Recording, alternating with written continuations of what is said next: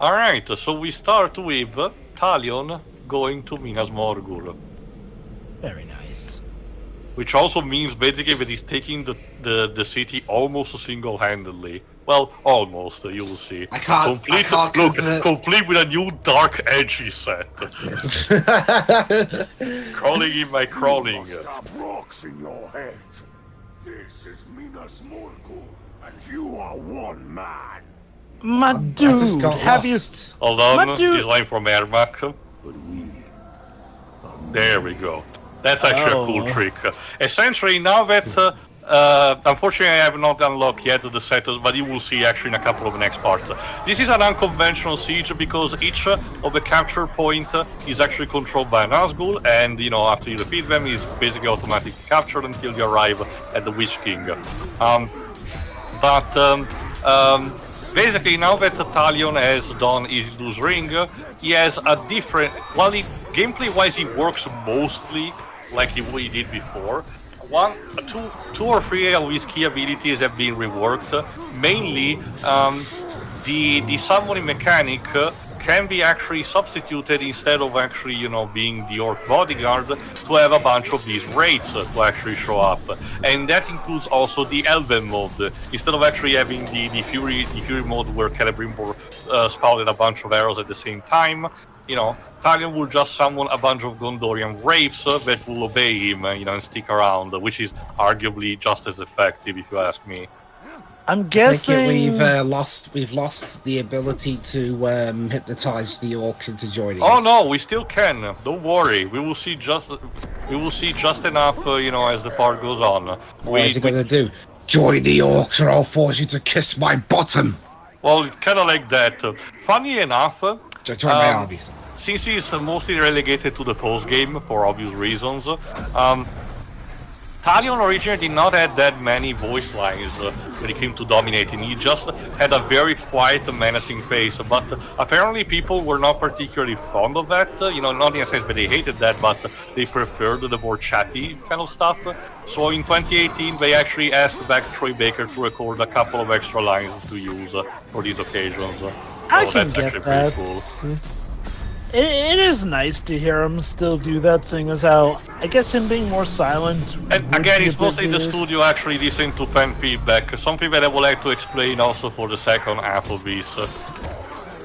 I will say, this is pretty cool, legit playing as a Nazgul, but one that can actually think for himself. And yeah, here's another ability that you have. You can raise deads yourself. And yes, that does include captains.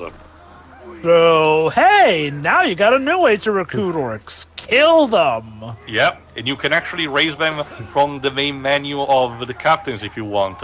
Just over one of the corpses, press the triangle button and boom, instant new captain that follows you because he's undead.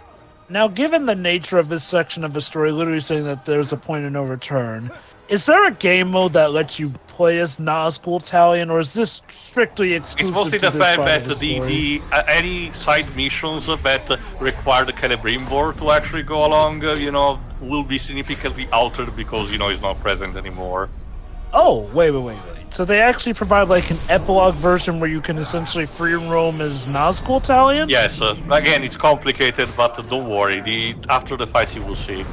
I'm actually surprised because, seeing as how they said there's no turning back, I assumed the way it was going to work It's mostly about how like... the quest lines are handled, while Celebrimbor is still with Talion. Oh, true. It's like, I just thought that the game was going to work like, okay, you beat the ending, and then it basically puts you back before doing the final mission, so that would explain there why is a you'd be back post-game. at the And phone actually, I can tell you that they managed to integrate the post-game very well with the plot, you will see. Very nice. So, okay. So in that case, the whole no turning back point thing is to warn you that, hey, this will probably be the last time you have... If you enjoy doing the side quest, the way you normally did, it's best if you do that now. In terms of being a gameplay change, would you say that this is relatively easy enough to slide into? I mean, yeah, like I said, while the key abilities that have changed have different properties, they still are pretty easy to handle. Instead of going for the extra power, they're more, centered around control and swarming. So And you, sorry. they do allow you to, to still be very powerful, just in a different way.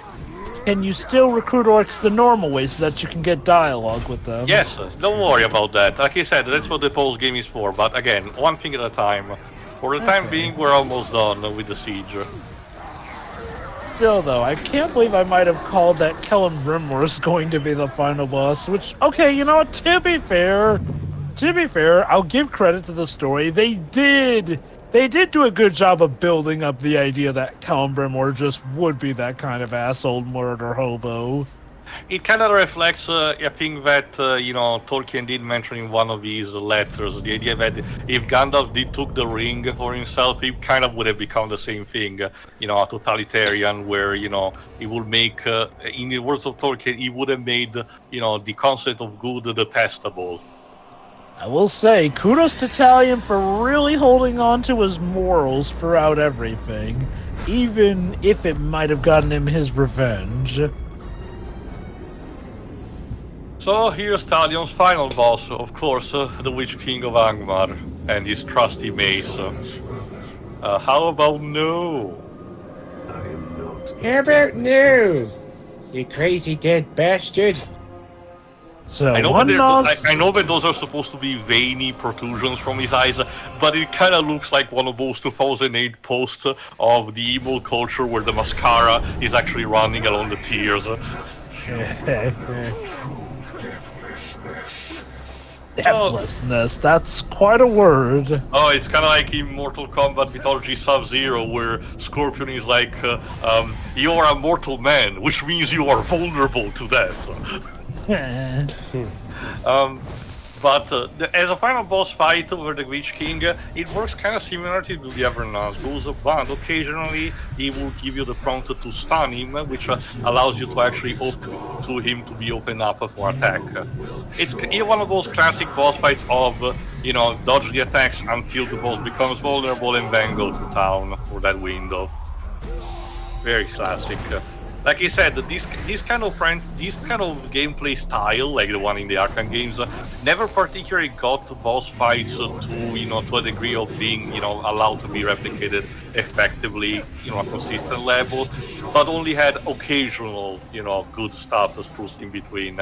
It's still an improvement over the first Shadow Warrior game, admittedly, but you can tell that we're still not there quite yet.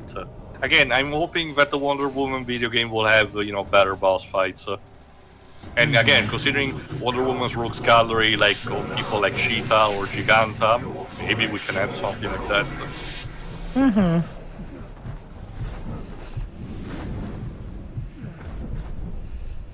Yoink. That's your nose.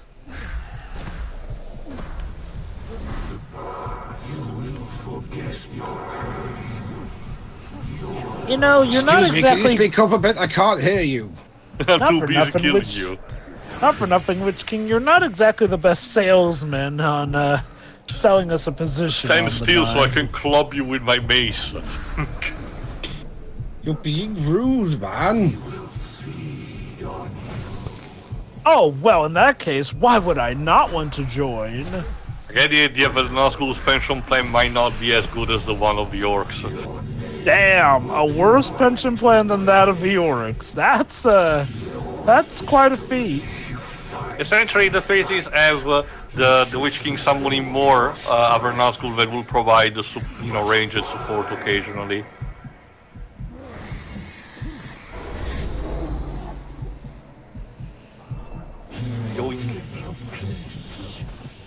It'll I give will me say- peas. I'm more of a sweet corn person myself. Actually, it claims it's more like what peas. Sephiroth says, he gives you instead this pair.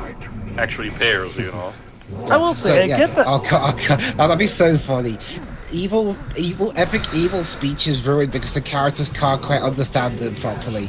You will fall into despair. Wait, I'm gonna fall into despair? What pair? You're not holding one. I will say, while I do get that this moment is supposed to be more deep, dark, and subdued, I do wish that the music could have been a bit more epic for this boss fight. It's mostly to represent the Wraith kind of moment. We had, upbeat music previously, And here's the thing also. Yeah, the Witch King is so fucked up we cannot even know his backstory. That's how much of, you know, corrupted he is. He is literally boasting that nothing of his soul remains. There you go. So that's the best thing instead, banishing the rest of the Nazgûls. And yeah, Talion managed it. What Celebrimbor failed. Hey Celebrimbor, who's got the Palantir now? Ha ha ha! Which means So now Celebrimbor what? will probably... Well, we use it as bait. Well, no. For the time being, Talion will just use it to take a peek and see what's happening with Celebrimbor. Specifically, What he wants for his dinner? no. Specifically, the top What of is- Barad-dûr, of course. Of course. So where's Gandalf? He's busy, you know, in the west.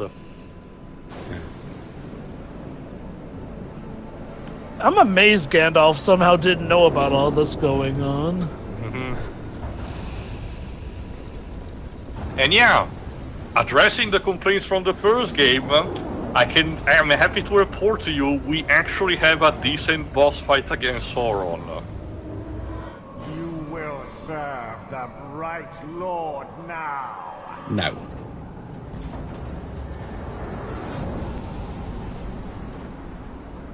In the body of elf or man, you are unchanged, Celebrimbor. So I in wanted order to fight him to- in his armor. So in order to be cheeky a bit, they wanted to reference the scrapped concept that was supposed to happen at the end of Return of the King and have Sauron fight you initially in the Maiar form, you know, his original Maiar form. Like I said, canon-wise, he shouldn't be able to do this, but like I said, we already stretched, you know, enough. What's one more thing to happen? And remember, this is also the thing that Gandalf was warning about. Gandalf, at the time, we was actually, you know, contacting Frodo, 60 years after this, or like 70 or something. Did mention that Sauron could not assume a physical form, and that's why he needed the ring. But as you can see, he's kind of managing just fine despite everything. So Although, what to be gives, fair, in this case, he was kind of summoned, it seems. He's more for the time being. He was more confined on top of Barad-dûr, but he gave the idea that if left unchecked, he would be able to eventually get back on his own. So for the time being, again, the gist of the fight is that you will find Sauron in 3 phases. At first, you know, he will have the Maiar form, then he will put back the armor on again, and then in the last stretch will tear it off again. It's kind of like if you're playing in against you know, a Yu-Gi-Oh player during the 5Ds era, and he keeps activating, you know, assault mode on and off constantly. That's a joke for those ones who play dual monsters. The fight itself, like I said, is, while not the biggest creative-wise, it's actually fair enough for what, you know, it wants to do. So, again, props to the devs to actually trying to give a final boss that wasn't a QTE. So there And is I'll be that. honest, it is pretty cool getting to fight Sauron. And again, like you play this. mostly as Celebrimbor, so you have the excuse of having the same moveset as you had before, so Elthariel can do her own thing. So I guess in this case, you know, while fighting alongside her, Celebrimbor can fight separately, as opposed to with Talion, he was literally just the same body. The armored version is a bit more tough, especially because, well, okay, the areas of attack are not that much bigger, but as you can see, they do pack a bit more punch. So you need to watch out that you cannot just parry them. I'll admit. Also, he knows to honest- do this. He bounces you on the edges and then tries to spruce area of attacks. I won't lie. If we actually did get a fight with Sauron in the movie trilogy, I could see it going like this, like it being on top of the flame tower, him coming out of the It's eye. funny you mentioned that. Okay, like I said, the scrapped concept was that Sauron was supposed to show up at the gate and fight Aragorn 1v1 there. If you remember, Aragorn at the end of Return of the King fights an Hollow guy, one of the big armored troll captains, you know. But Sauron was supposed to be in place of that. So it was supposed to be like that. However, the video game the Lord of the Rings: The Third Age, which is structured like a turn-based RPG, kind of like Final Fantasy X. As for the final boss, it's a bit complicated because essentially a fanfic where you have a bunch of original characters not still, but are following the Fellowship, basically, and are fighting the key battles just basically in the background. But during the final fight, during the final fight against the gates, the gates of Mordor, we are mysteriously teleported on top of Barad-dûr and have to fight the Eye of Sauron. And then the game just ends. We don't know what happens to them. They died fighting the Eye of Sauron. There's the implication they might have died when Barad-dûr crumbled. Yeah, it's kind of sad. Especially, it showcased the fact that the game was very rushed because you forgot, Jova. Remember who was the publisher of licensed games Lord of the Rings at the time? Who? Electronic Arts. Oh! And it was just at the moment we were starting to suck. Wow, that says all I need to know. Good Lord. And the frustrating thing is, there was an era where Electronic Arts were pumping out nothing but classics. Like you said, a lot of the Lord of the Rings games that actually were published by them are actually really good, and the early Harry Potter games, especially the portable ones, they are actually good RPGs overall. The ones on Game Boy Color and Advance. Yeah, particularly Prisoner of Azkaban, I've been told, is actually a very good RPG on the Game Boy Color. It's when the later games started to arrive at the laziness the showcase. It's more exacerbated. Yeah. I forgot, I think it's Order of the Phoenix that has one moment where Harry's talking to Ginny and they actually insert the record scratch, the record binding scratch sound effect, like it's supposed to be a sitcom. Hold on.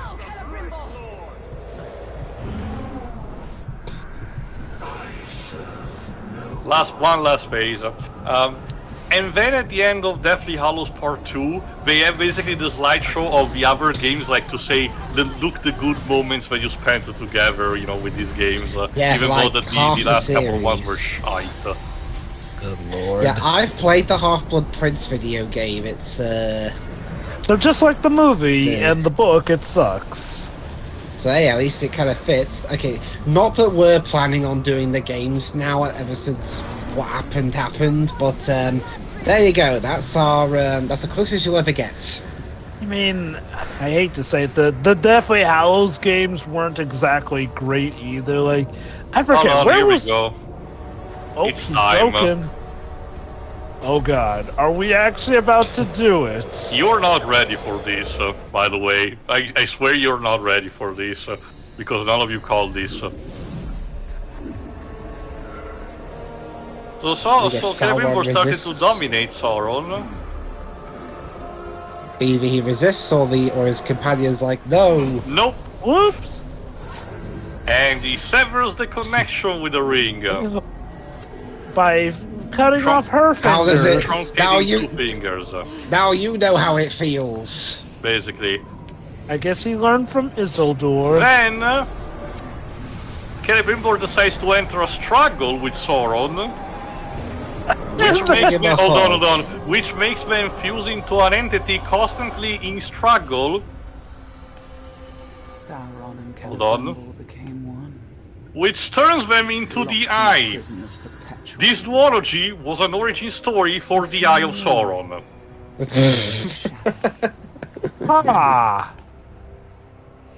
I'm not sure how to feel about that. Although, okay. That's basically the excuse that the devs have. The reason Sauron cannot assume a physical form until he gets the ring is because he's struggling, in constant struggle with Celebrimbor. I guess that's to let Celebrimbor have like a noble And sacrifice. technically it's the end of the game, but this sets up our epilogue, which we're about to explain, we're about to show up. The Shadow Wars. Essentially, the post-game is Talion resisting the influence of becoming an Nazgul for 60 years until he will eventually succumb, which will lead to the events of the War of the Ring. So he'll become one of the Nazgul that chases Frodo, but he did his part in setting the stage for the good essentially, guys. there you go. You have defeated the Witch King and become Lord of Minas Morgul, new skins, blah blah blah. Minas Morgul and the Fortress of Mordor are yours. However, the flaming arrow of Barad-dûr speaks upon you, and the Lord of Morgul sends more powerful orcs to lay siege. upgrade your fortress, blah, blah, blah. Essentially, the gimmick of a Shadow Wars is that you have to resist a bunch of sieges until the game decides it's enough and decides to have the ending. On paper, it's fine enough. And this is where I have to drop the shoe that I have, the elephant in the room that I kept hidden for all this time. Don't worry, the rest of this party is essentially me recruiting a bunch of people from Minas Morgul. I will mention when if something becomes relevant when it shows up on screen. Lay it on us. Well, I'm surprised that none of you actually knew about this, because it kind of did made a bunch of news back when the game was released. You see, what you're seeing is the game in its final release date, and as you can see, it's fairly doable recruiting the captains and everything. It wasn't always like this. At launch, the game, while having this system perfectly functioning and everything, you could tell that it required a lot more work for you to recruit the captain. Notably, the Shadow War stage, as you will see properly in the next part, is supposed to have something like 3 turns in total that require a bunch of sieges to some of your fortresses that you have to resist. Once you surpass that, you're good to go. The game's over. The vanilla version has something like 20 stages. Ha! Each with increasing difficulty, which meant orcs would become increasingly powerful. But those shucks, if only there was a way for us to actually, raise easily the levels of our captains and recruit orcs that are naturally actually better way. Oh wait, there was a shop section in the menu. A shop section which involved, microtransactions. Oh! Okay. Remember, this was 2017. This was the time where Warner Bros. Was starting to introduce microtransactions in most of its release games, like Injustice 2 and Mortal Kombat X. This is especially bad because the previous game did not have microtransactions to my There's knowledge. also something slightly more debatable, the fact that also the orc that provided the shop might have had a slightly anti-Semitic appearance potentially, but that's that judgment for those who actually are more knowledgeable on the matter. But I've actually heard people complaining about that too. Wait. So let me get this straight. They put microtransactions, but tethered it to an in-story mechanic that has a character selling to Well, you. yes, Jova, but that's the thing. The shop is available from you from the beginning. But to be fair, the game is made deceptible enough so that it feels like you don't really need it, maybe for Gorgoroth. It's during the Shadow War that they make sure that the game, that Warner Bros. Most likely the executive mandate, they made sure that the game is so unbearable for you to handle that you're practically required to actually invest something into that. As you can imagine, not many people like that, so if... Uh-oh. You wanted me to Oh no. just so you could abandon me on the battlefield. Good one. Oh, this is awkward.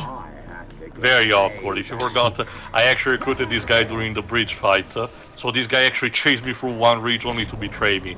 But the point is, eventually, after the last DLC, was released, they actually had the courtesy to patch the game so that the Shadow Wars were actually more bearable and remove the shop altogether so people will not actually fall into the temptation.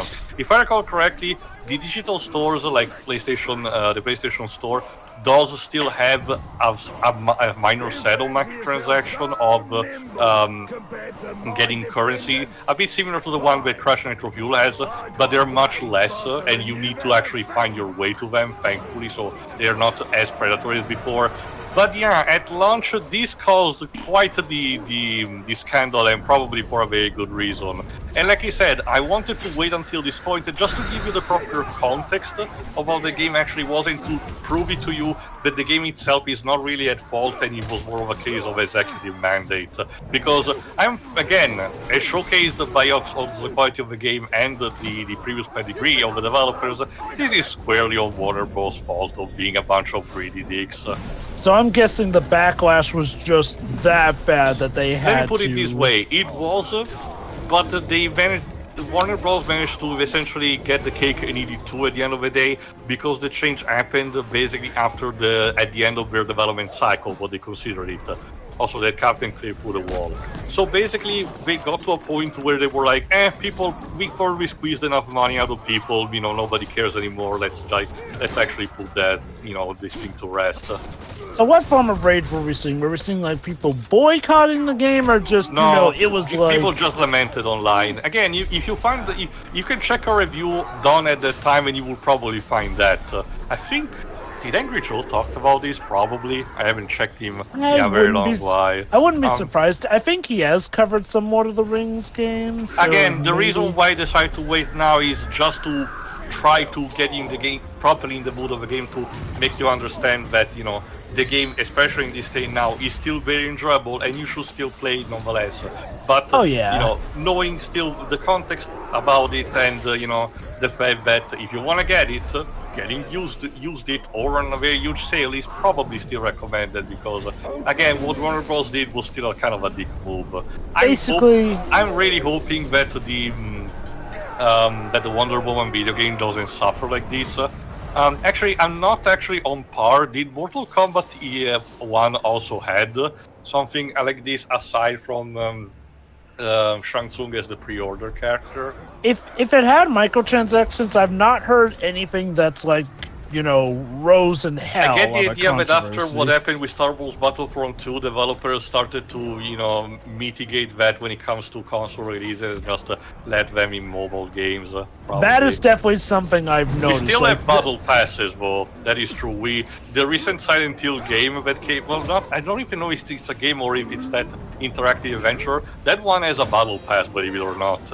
Battle passes tend to get more of a pass, no pun intended, because, you know, as long as they're not like integral stuff or like, you know, stuff that is like, you know, practically content, or if it is good enough content, people will be okay with it, essentially. Like, I feel like these days now, companies are mainly having extra money stuff be like, you know, maybe some cosmetics. Like, yeah, it'll definitely get some people mad, but it's not stuff that's required to beat the game. Again, not saying that there aren't some outliers, but from what I can understand, it seems like companies have shaped up their act more with that stuff, mostly in the wake of, you know, what happened with Star Wars Battlefront 2. Mm-hmm. We'll have to see what happens. I was bitten by the spiders of Mordor, and I liked it. I have embraced them. So that being said, does it count as him betraying us if technically we weren't his boss when he... Actually, we were. Remember, we did recruited him on the bridge. It's just that he was killed in between, and when he came back here, he actually betrayed us. Like the text said, cheated death plus betrayal. Oh no, I get that, but it's like, when you think about it, technically, by the time of this, we're in Oz school, which means that he was working for the guy with the bright Essentially, ring. all of Celebrimbor's armies are transferred automatically to us, very conveniently. Oh. Speaking of which, what happened to the Bright Lord's ring? That's what we will have to discover in the DLC. What happened to Elthariel and the Bright Lord's ring, because Sauron did not have the occasion of grabbing it for himself. So, what's the overall endgame of this epilogue? Essentially, okay, it's not technically a survival mode, but kind of equivalent. Essentially, the game is over. You really got all you need to know. Essentially, if you want to get to the last cutscene, you need to survive the sieges. What I'm doing now is essentially just bolstering the captains that I find here on Minas Morgul, which also allow me, you know, time to talk about what happens in the game. The next part will be dedicated to resisting the sieges and seeing the true ending. Well, the final ending. Sorry, go on. I will say, like, haven't seen the final cutscene yet, and haven't seen the DLC yet. But, okay, I'll say this. The Sauron fight, definitely better, but am I the only one who feels that, once again, the ending is kind of a bit abrupt? To be fair, like he said, you have to remember, they still need to align with the canon, with the basic canon of the movies and books, you know, at the very least the basics. So you kind of were to expect something abrupt like that to happen. I guess...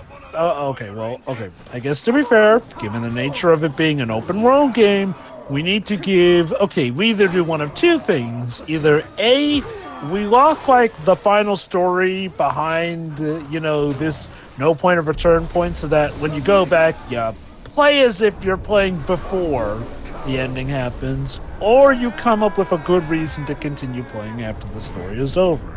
And I'll give him credit, this was actually a good and creative way that takes Celebrimbor out of the picture, and also does do a good job explaining why certain things are the way they are. Why and nobody remembers their gestures, because unfortunately most of the people involved were not able to actually, handle the knowing about what happened. I guess also he's technically also still got Celebrimbor's voice along with him. No, actually they bothered to actually put a filter on Troy Baker's voice to make him sound deep. Oh, weird. He sounded hold like... on. This guy got one of my captains. No distractions. And if I want to save him, I will have to rescue him right now. Again, it's one of the cool scenarios that can happen. It's very rare, but it's possible. I guess what feels most abrupt is like...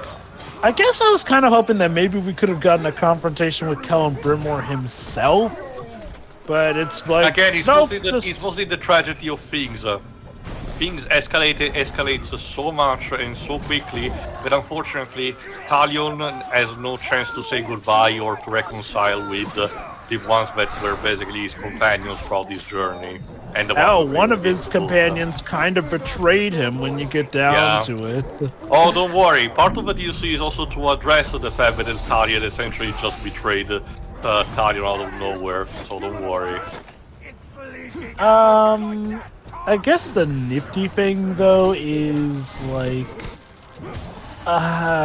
it is interesting to think that, technically this is the good ending when you think about it, since if we had stuck with Celebrimbor, he would apparently have become potentially even worse than Sauron. Again, if you forgot the vision of that Shadow gave us, there was... the vision that we got was that Sauron, Celebrimbor, and Talion were on top of Mount Barad-dûr, and Sauron offered possibly his Illu's Ring to Talion. We don't know if Talion accepted, but what Shadow said, it says that Celebrimbor managed to persuade Sauron, and basically subjected all of the Orcs of Mordor to him, which meant, he became basically the Bright Lord and enslaved Middle-earth into a totalitarian regime.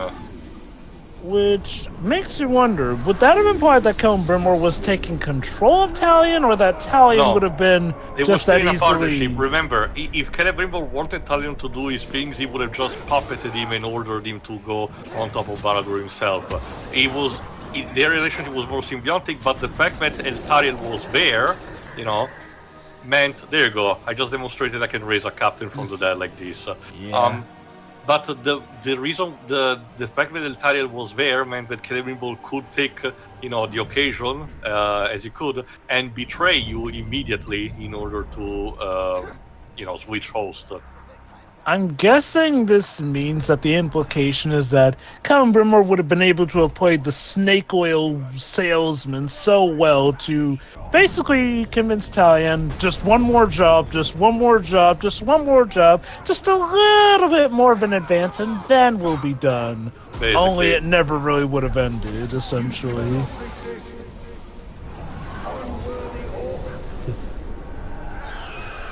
Oh, and that's what happens. An orc becomes deranged. We will see him later. Does that automatically happen so badly he went nuts. Yep. So when you're Nazgul mode, does that automatically happen when you're shaming? Or is it still with the toggle? But I can toggle.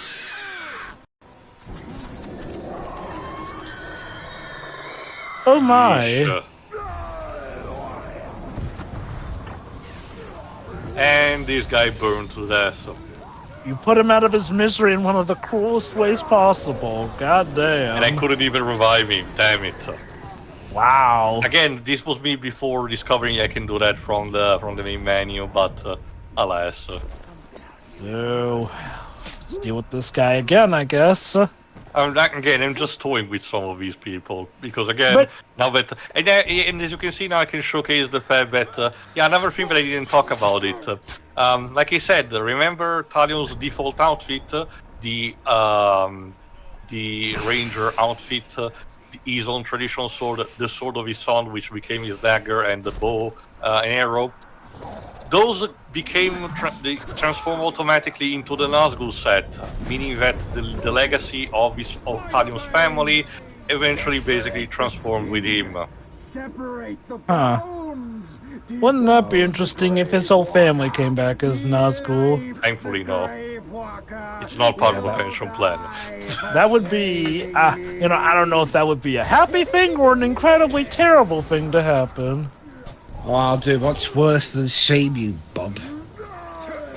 Well, more shaming, I don't know. And yeah, this guy can summon spiders.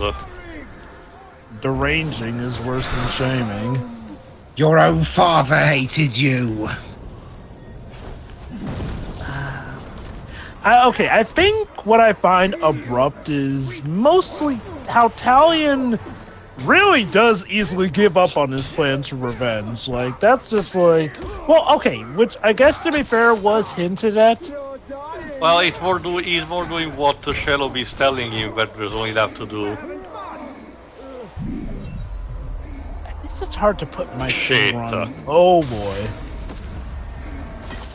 I actually exhausted my chances, so... Punish you for not making sure I was dead.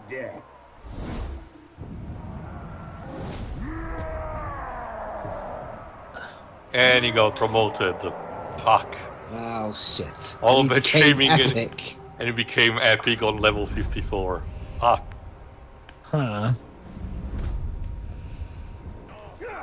Okay, Next one. never mind. I'm back now. Let's just continue like it never happened. Yeah, basically, I'm basically just empty my revenge now. You globs better make sure nothing happens to these pretty categories. Stay on your guard.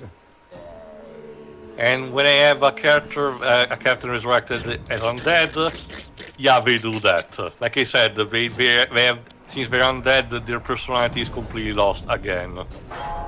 That is And definitely one Another neat thing you addition. noticed, by the way, is the fact that while you can still have bows and arrows, the default weapon for Nazgul Talion is Helm Hammerhand's hammer, usable as a throwing weapon instead. It still has some of the basic properties of a bow and arrow, but for the most part, you know, it has used normally, it has a different kind of trajectory. Think of it as Mjolnir, basically. Except it doesn't come back, but it has, you know, the same impact. There we go. This isn't right. You're supposed to be dead. The spiders are not pleased. I'll have to destroy you and make it right. Sure. Do the spiders tell you the lottery tickets too? Are the spiders in the room right now with us? But yeah, no, I can't put my finger on it. It's just something about the ending feels...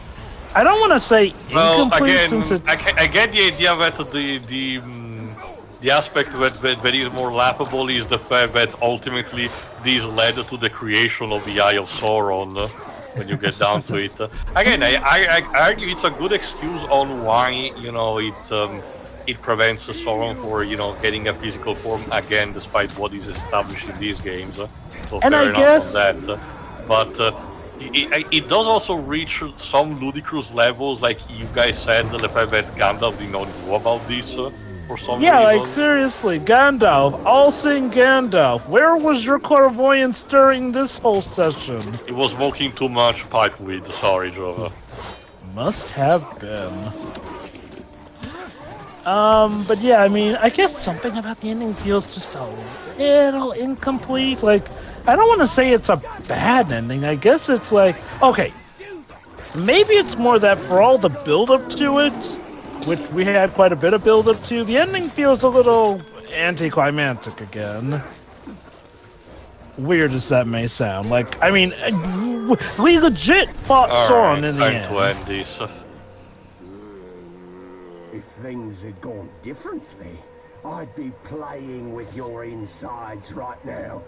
At Ew. least my betrayal hurt your feelings, so this isn't a complete loss. Thanks for the humor. Now die.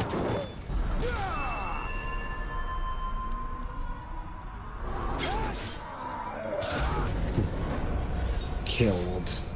Don't worry, he's armless now.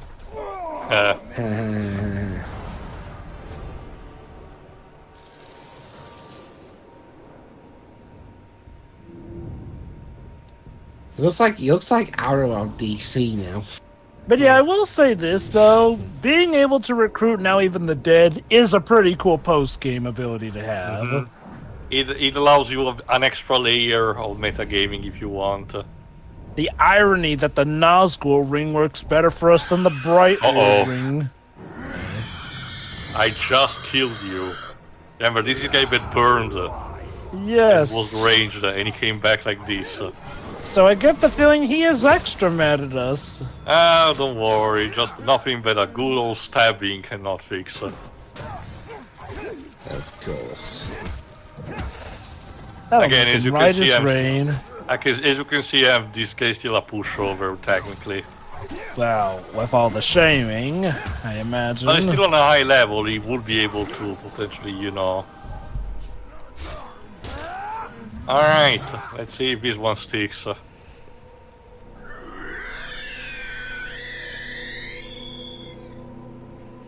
Okay then. You may die now.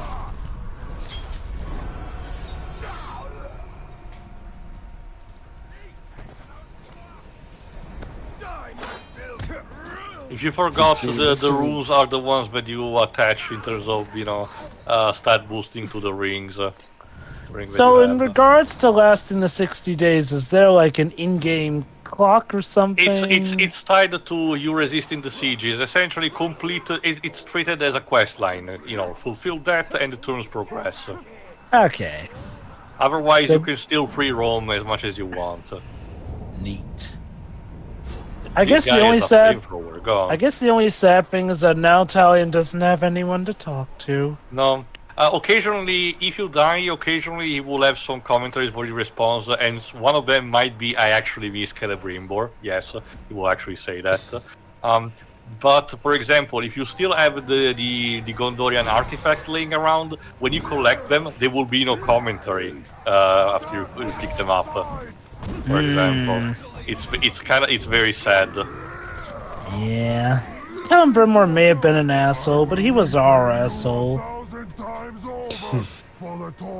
Like I said, this guy is a flamethrower, so we need to watch out.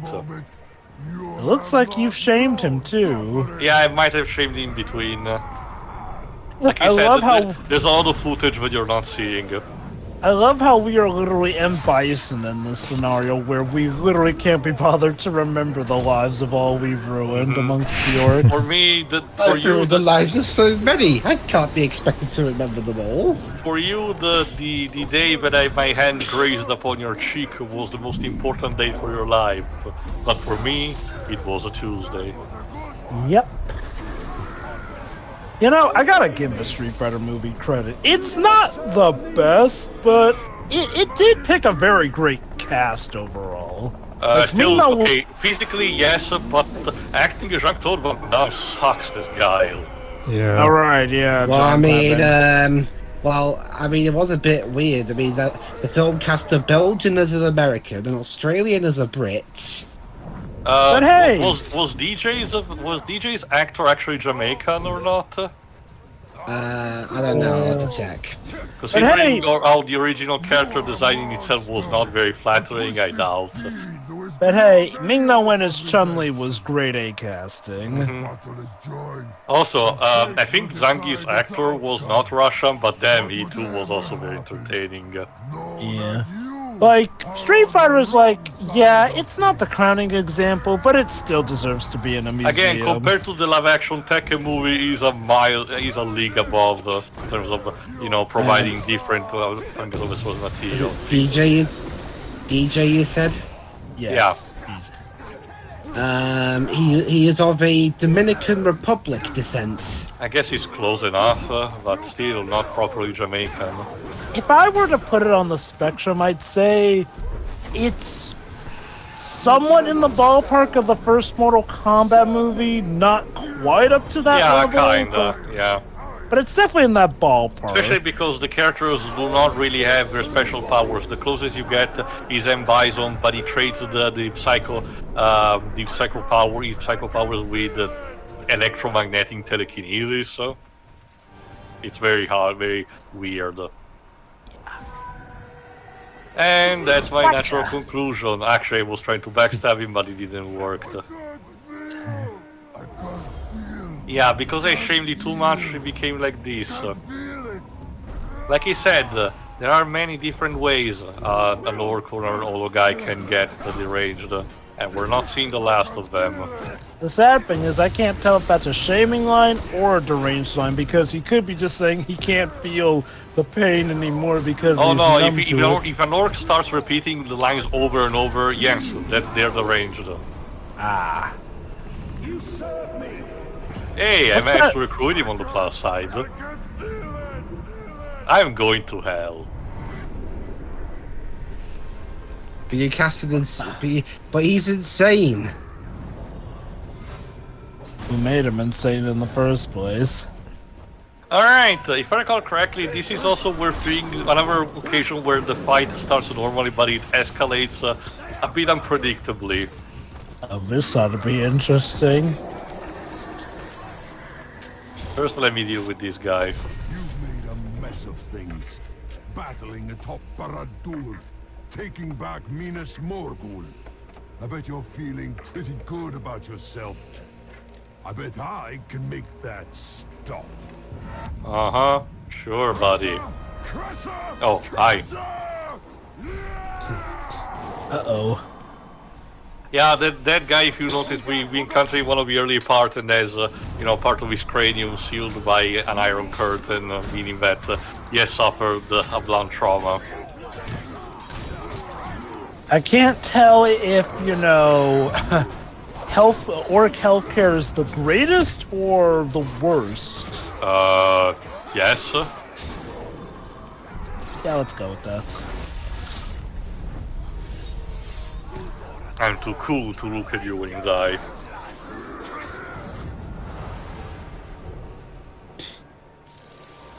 Whilst raiding Shaka the Smasher's drug supply.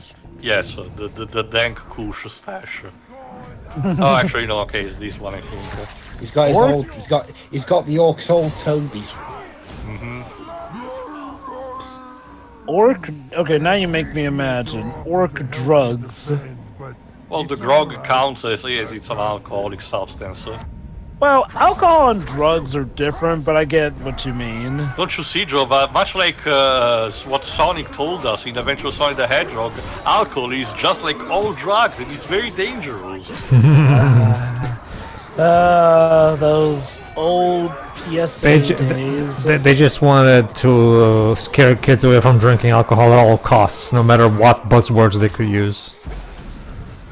Like, it's a drug, and you're not supposed to do drugs. Is overrated. If you drink alcohol, Santa won't give you any more presents.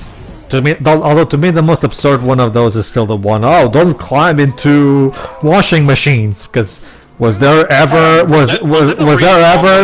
yeah. I can imagine it happened potentially, but first of all, that's negligence on part of the parents more than anything, Yeah. And second, was that really that recurring in terms of accident that he needed PSAs for that?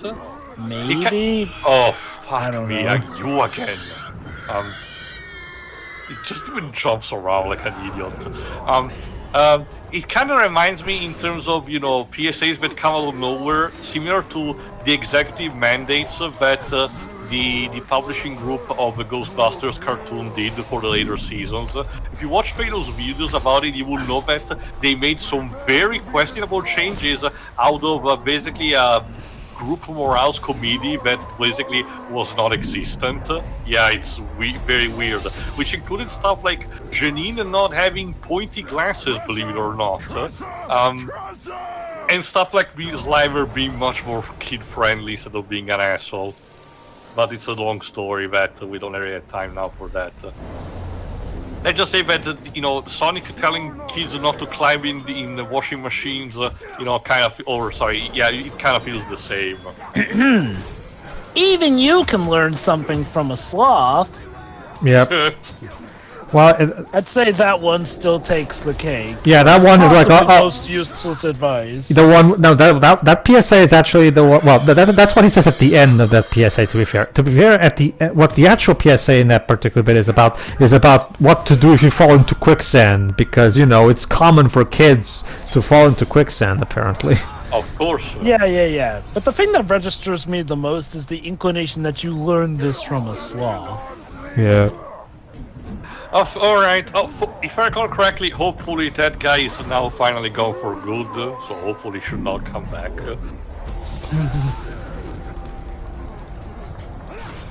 I just need to defeat also this hairy guy.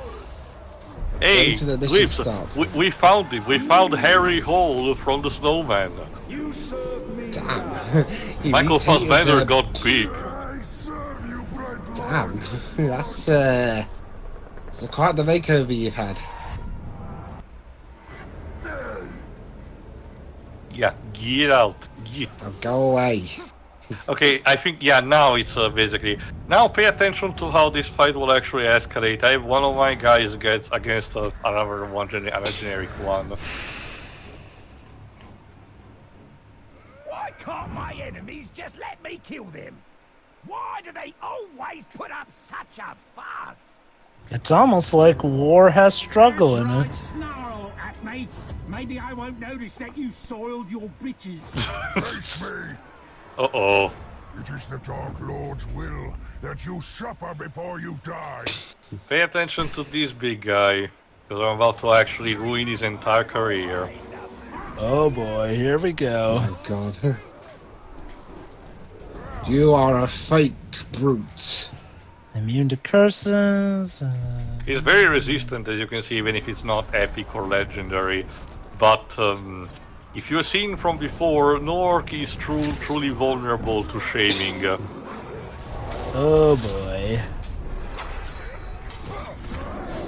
Well, first of all, you need to face him properly, which means he has to introduce himself. Attempts against the Dark Lord are countless. You have taken his city, raised the dead against his will, and defiled Barad-dûr. Your punishment is long overdue. What are you, my mom? Yeah, you don't tell me what to do. You're grounded. Forever. For life. Well, It's it's a kinda good like thing a- I'm already dead. It's kind of like the line that Sundauer has in Maxwell's video about Metal Gear Rising. He's impersonating Jeff Bezos. He's like, your Amazon Prime subscription has expired, and so is your life. You are a coward. And unfortunately, this guy doesn't become deranged. Instead, he becomes a maniac. That's not very nice.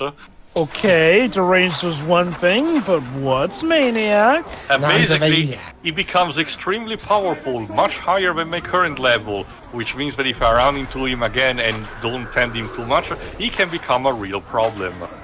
So, does he also have the deranged dialogue, or is there a specific dialogue for when they become You will see, maniac? don't worry, because I will tackle him again. Alright, you were in this fight too, I forgot about you. So you're I coming get- with me.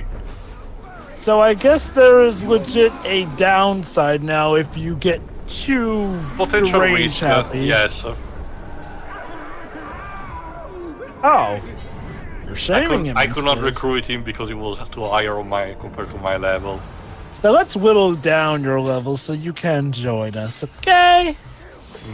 Well, like I said, I have more pressing matters at hand. I need to confront Yeah, this guy. You now have a potential maniac. Again, This- the extra irony is that he's level 69. Yes.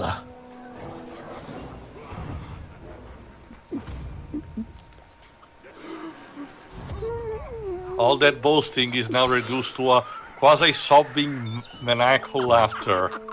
Well, Yeesh. Redeem the maniac.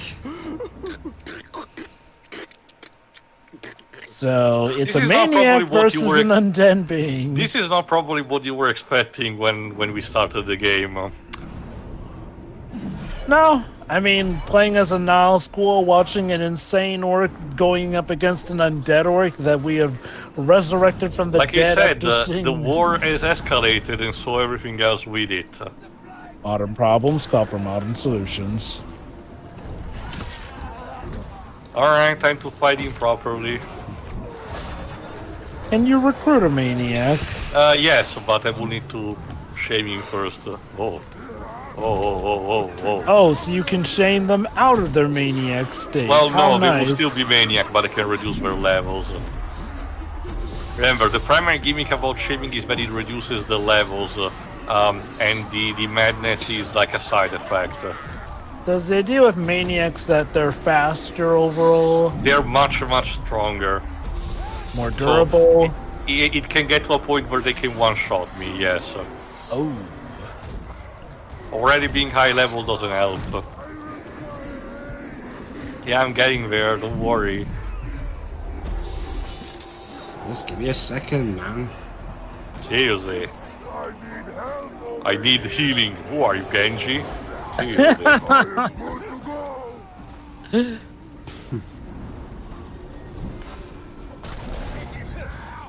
Alright, let's see if we can put him to the brink. I do like how in place of Celebrimbor, instead you get a look at what you look like as a Nazgul Yeah. full on.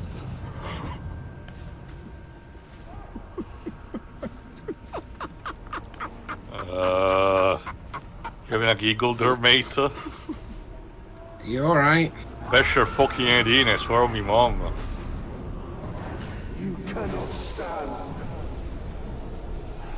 I wonder, is it possible to bring someone back to the brink of sanity in this game, No. or is it like, No, they're gone. Like I said, remember what happened to Bruce? You know, it's permanent and it serves as an example. So it represents the darkest choices that you can make. It says a lot where resurrecting the dead doesn't feel as as bad for you to actually do it an action. I know, right? Like, you can at least believe that their soul has left the building, so... Funny enough, just- I forgot to mention this.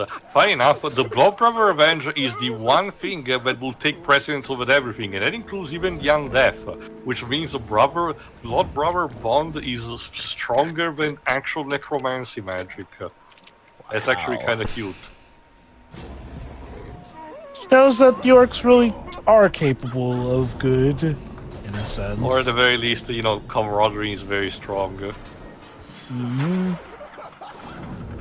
Jesus. That guy Again, the fact is... that he's maniac means that he's laughing very, uncomfortably. Are there any maniacs who can actually speak words, or... No, okay, question. it's just that, very uncomfortable laughter.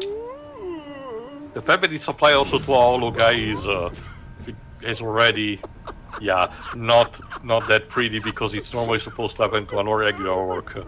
So it adds an extra layer to the Uncanny Valley. Wow, so maniacs are legit beyond words. They will just laugh maniacally and they're gunning for you. Again, just check any YouTube video. You can check countless YouTube videos that also talk about the matter or showcase examples of that. It's very fascinating what can happen.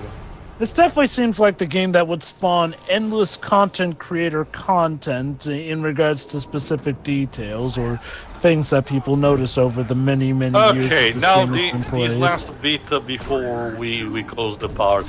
I was just fighting this random captain here. No real major thing, it's just a random guy. Ranger does not kill Olog. Olog kill Whatever you say, just let me kill you in peace. He's death-defying.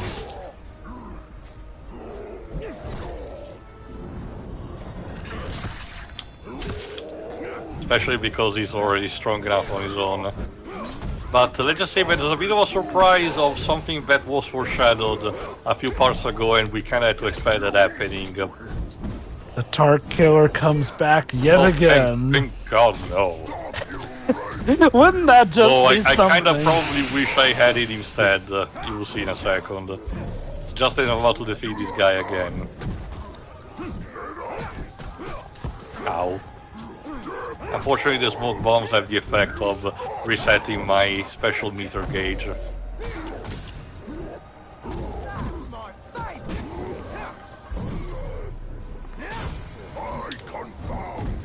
Confound you. Confound me to what? Beating.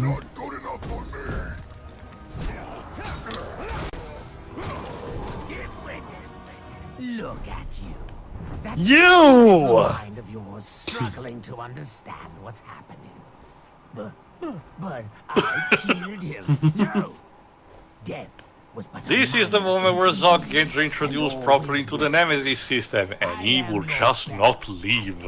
You cannot recruit him, you can shame him, but he will just always get back.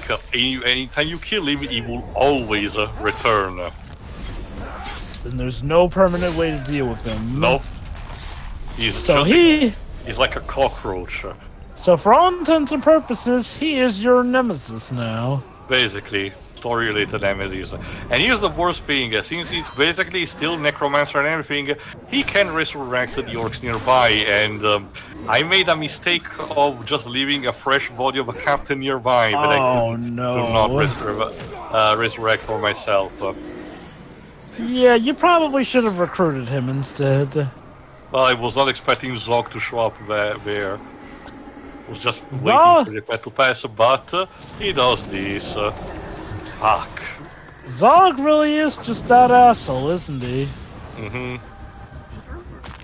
Or at the least, he's talented.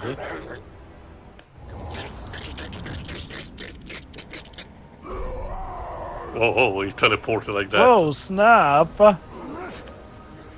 So yeah, it's not really good looking. Parlay? We'll settle this later! Yeah, I'm using the traditional Joestar technique and confront him another day.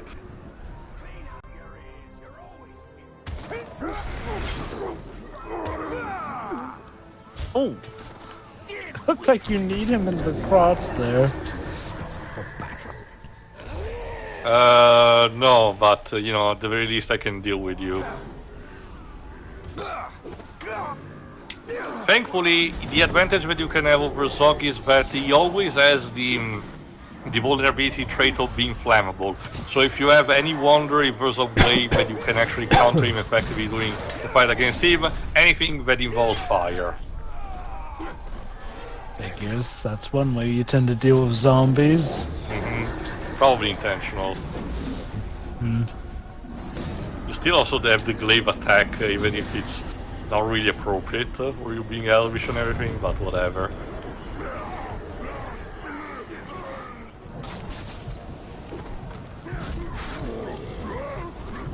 That looked like it hurt.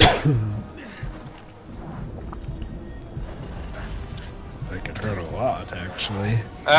It's always like that, teetering towards the edge of life and death when it comes to these fights.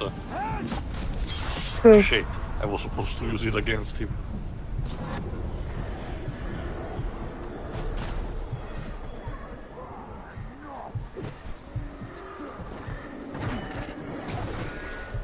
I'm just this close, come on. Come on, go, think of it as a burned. proper retirement. Zog will not show up anymore, but needless to say, if you hang around enough